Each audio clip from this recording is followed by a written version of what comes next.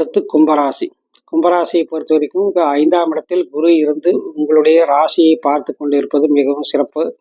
மேலும் உங்களுடைய ராசி மேலே 4 கிரகங்கள் பயிற்சியாகி அதை குரு பார்வைக்கு வருவதுமே ரொம்ப நல்லது. இதில் இதனால என்ன நல்ல பலன் நடக்க போகுதுன்னு கேட்டிங்கன்னா, உங்களுடைய தாய் தகப்பனுக்கு உங்களுக்கும் இருக்கக்கூடிய கருத்து வேறுபாடுகள் அகலும்.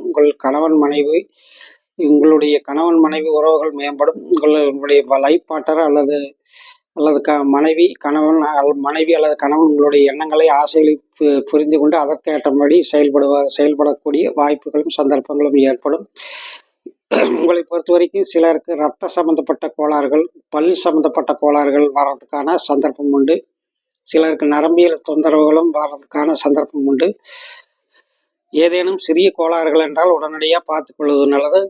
உங்களுடைய ராசி 9, 11 ராசி இவற்றை குரு பகவான் பார்ப்பதால் இந்த மாதம் மிக நல்லாவே இருக்கும். கல்வியில் மாணவர்கள் நல்ல தேர்ச்சி அடைவார்கள். ஏற்கனவே அரியர்ஸ் வச்சிருந்தவங்களுக்கெல்லாம் இந்த மாதம் அரியர்ஸை கிளியர் பண்ணக்கூடிய ஒரு சூழ்நிலை இருக்கும்.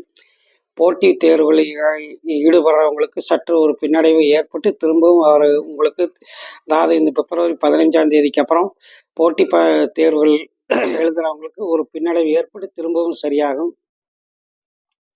போட்டி தேர்வுகளில் நல்ல மதிப்பெண் பெற்று உங்களுக்கு மகிழ்ச்சியை அளிக்கக்கூடிய நல்ல மாதமாக இது இருக்கிறது.